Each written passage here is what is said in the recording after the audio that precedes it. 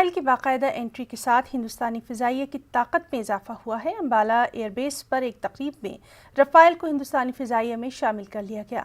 इस मौके पर मुनक़्क़दा तकरीब में वज़ीर दिफ़ा राजनाथ सिंह, फ्रांस की वज़ीर दिफ़ा फ्लोरेंस पार्ले समेत कई नुमाइंदा शख्सियात ने शिरकत की। इस मौके पर खिताब करते हुए वज़ीर दिफ़ा राजनाथ सिंह ने कहा कि रफ़ाइल ताकतवर हिंदुस्तान की नुमाइंदगी करता है। उन्होंने मज़ीद कहा कि ये आंख दिखाने वालों के लिए एक पैगाम भी है। उन्होंने कहा कि रफ़ाइल की फ़िज़ाइया में शमूलियत हिंद फ्रांस के बीच मजबूत और मुस्तहकम ताल्लुकात की अक्कासी भी करता है। हिंदुस्तान और फ्रांस की पार्टनरशिप इक़्तिसादी, साइंस, सक़ाफ़त और दीगर शोबों में भी गहरी है।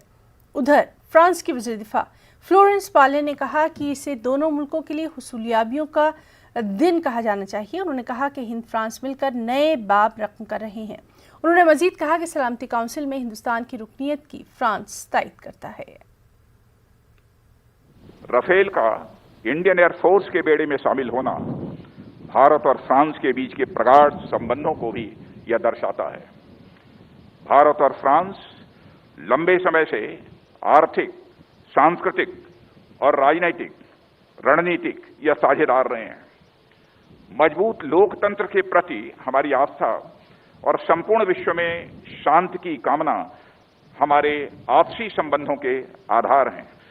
हम ये अच्छी तरह समझते हैं कि बदलते समय के साथ हमें स्वयं को भी तैयार रहना होगा। मुझे यह कहते हुए गर्व होता है कि हमारी नेशनल सिक्योरिटी माननीय प्रधानमंत्री श्री नरेंद्र मोदी जी की बड़ी प्राथमिकता रही है।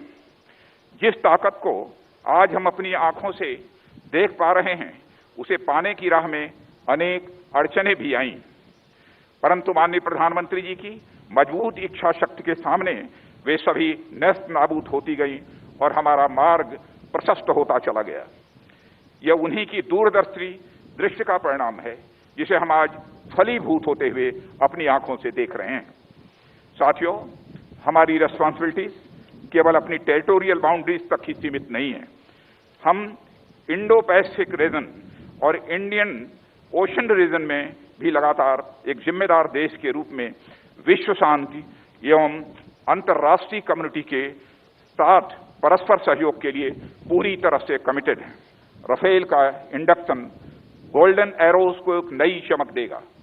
आप सभी राफेल यानी तूफान की तरह गतिशील रहकर देश की अखंडता और अखंडता के साथ साथ संप्रभुता की भी रक्षा करते रहेंगे।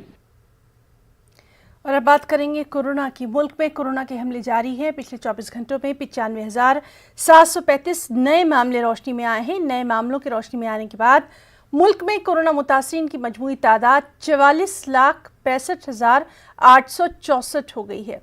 इनमें 34,71,784 अफराद कोरोना को मात दे चुके हैं, जबकि 9,19,018 एक्टिव मामले हैं।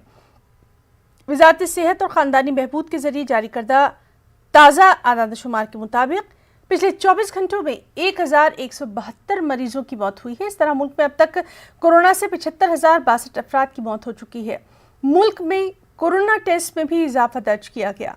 ICMR के जरिए जारी करदा आदादशुमार के मुताबिक पिछले 24 घंटों में 11,29,000 से ज़्यादा टेस्ट किए गए।